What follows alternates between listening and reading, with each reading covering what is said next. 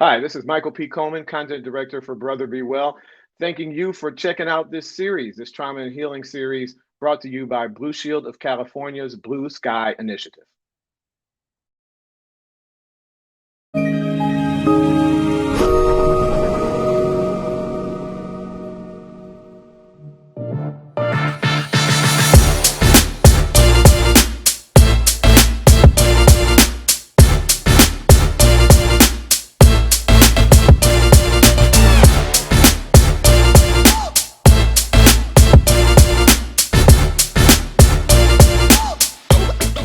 Hi, I'm Michael P. Coleman, Content Director and Lead Writer for Brother Be Well.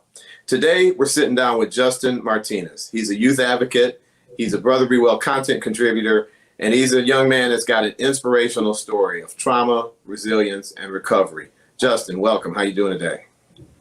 How you doing, Mike? It's my pleasure to be here.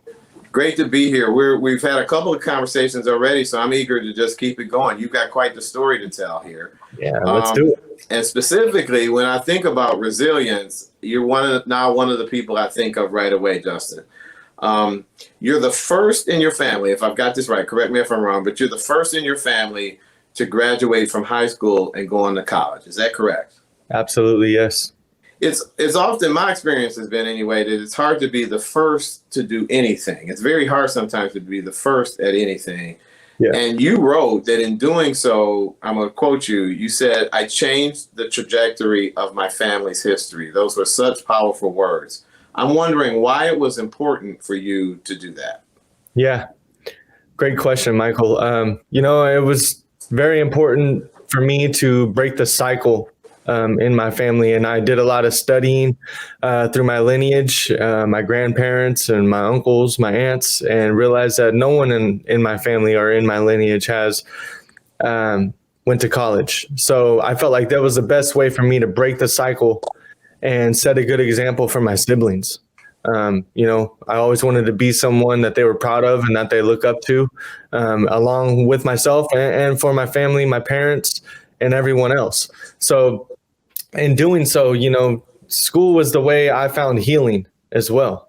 Getting my education, learning more, growing more, becoming more. All of that was a product of going to school and getting my college education. I just graduated in May this year, actually, the first COVID graduating class of 2020. And I graduated with my psychology degree. So I couldn't be more proud of myself, and I'm ready to create my own path. We couldn't be more proud of you. Congratulations on that degree, Justin. Thank you. From, I think you said San Francisco State University, I believe it was? State, baby. Congratulations. Gators. It's hard for me to go on from that. I'm a Michigan man, so I want to say go blue, but I'm going to let you have your moment in the sun, dude. It's all right. My grandfather's from Michigan. Listen. I'm wondering about psychology. You mentioned it. Was that field, that decision to study psychology by design, or how did you figure out that you wanted to do that? I would imagine there's a correlation between that major and some of the things you went through earlier in life.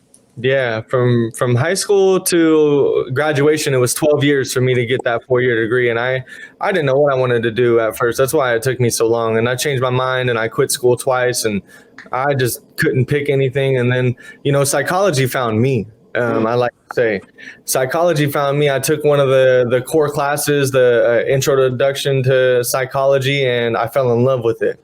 And I also found healing and answers as to why things could be some way or why people act a certain way. And then I started to study my lineage again, like I said before, and just kind of realizing the trauma and the intergenerational trauma that was being passed down to me and my siblings and my cousins and all the ones after me. And I just light went off again. And I said, you know what, I gotta change this cycle, and I gotta do what's right for me. I gotta go get my education, and here we are. You've touched on a few of them, and again, I gotta say congratulations to you. I know how hard it is to go back to school, and my journey wasn't a traditional 4-year one either. So congratulations on that, Justin. Appreciate it. I'm wondering if you can share with our Brother Be Well viewers, what are your own keys to recovery? For everybody, it's different. So what have been the keys to recovery for you? And what can you say to others to encourage them to keep going in the face of sometimes almost overwhelming adversity? Yeah. Yeah. Recovery is huge. We can't become whole until we recover from our past or what we've been through. And a big part of it is forgiveness for me, finding forgiveness, finding empathy and understanding for the ones that have hurt me or may have hurt me in the past, or the ones that I have hurt. I have to find forgiveness for myself these days, because I'm the only one responsible for me. And that's how I move through my life. I'm going to continue to make mistakes, and I'm going to continue to learn from them and grow from them. But as far as resilience, once I had my mind set on school, there wasn't anything that was going to stop me from getting it done. And I had to surround myself with a good positive support system, because I wasn't a good positive support for myself. I had a lot of hate, resentment, anger, bitterness from the things that I've been through, or from the people who were or weren't there for me, and who I felt like should have been, or all of that. I had to do away with it, and I had to find myself on this journey. And I knew that I wanted to set a good example for my siblings, and I knew that was through education and through the foster care program that I had been through. And once I got the support from my community, there was no stopping me. I quit twice, came back, finished strong all the way till the end, 12-year journey, got my degree, and I couldn't be more proud of myself. Wow. As I said, we couldn't be more proud of you, Justin. You've done an amazing job. You talked about community support. And that's a great lead into a program I just learned about. I understand you got a lot of help from the Guardian Scholars Program. It's a program that supports foster youth during their educational journeys. You ultimately, even I understand, became a leader in that program. So I'm wondering if you'd be willing to tell us about that experience, the experience you had with that program. Yeah, absolutely. I like I said, I'm proud of myself, but I couldn't have done it alone. And that's another part of the resilience and recovery point that I'd like to make, is know that you're not in it alone, and you cannot do it alone. So you have to find your support system. You got to put your hand out and be vulnerable and say, I need help, or I've been here and I've been there, but I don't know what I'm doing. So once you do that and you start asking those questions, the support is there. The support is there in the Guardian Scholars Program. Once I found it and I became a part of it in 2014, when I finally went back to school for the last time and finished strong, it was all downhill from there. They gave me all the support, all the belief in myself that I could do whatever it is I chose to do. And I advocated for them. I became a Guardian Scholars president. I became a foster care advocate. I went to conferences. I did a bunch of things that surround the foster care community because I came from that and I was a part of it. And I wanted to show others that they could do the same thing if they come from that background. And this program is a statewide program. It's a statewide initiative at junior colleges, at CSUs, state colleges in particularly, for the foster care community. If you've been in foster care, you can go to the school and ask for their support. They have it there. And most likely, if you are in foster care, then you're also a first generation college student. And there's an extended opportunity program there. There's so many services for you if you choose to go the educational route and go and get your degree. You just got to know how to ask, who to ask, and why it's important to ask. And then the help will be handed over, and then the work is on you, and it's all downhill.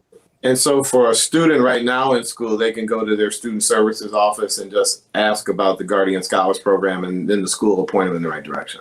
Absolutely. Yep. It may be called something different in junior college. It was called Enriched Scholars Program for me in junior college. And then when you get to the CSU system, it's called the Guardian Scholars Program.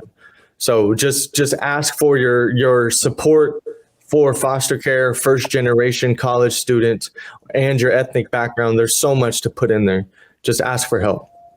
Justin, can't thank you enough once again. We're going to chat. We got another conversation coming up, and you and I might battle it out because you've got a specific idea about superpowers. Yes, sir. You might be able to see, anybody in my office, it looks like the Fortress of Solitude, I'm told in here. So I can't wait to talk about superpowers. We'll get to that in a minute. But for now, Justin, want to thank you for sharing your story with us here at Brother Be Well.